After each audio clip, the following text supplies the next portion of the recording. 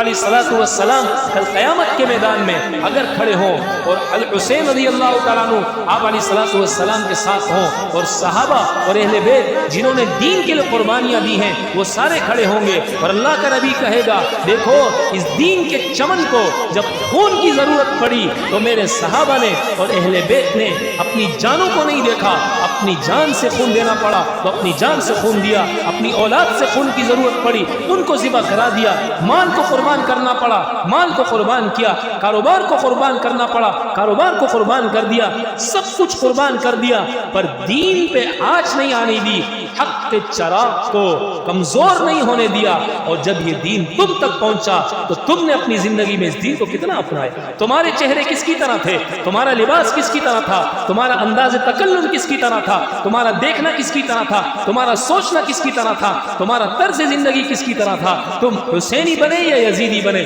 کل ہم اللہ کے نبی کو کیا جواب دیں؟ کس منہ سے کھڑے ہوں گے؟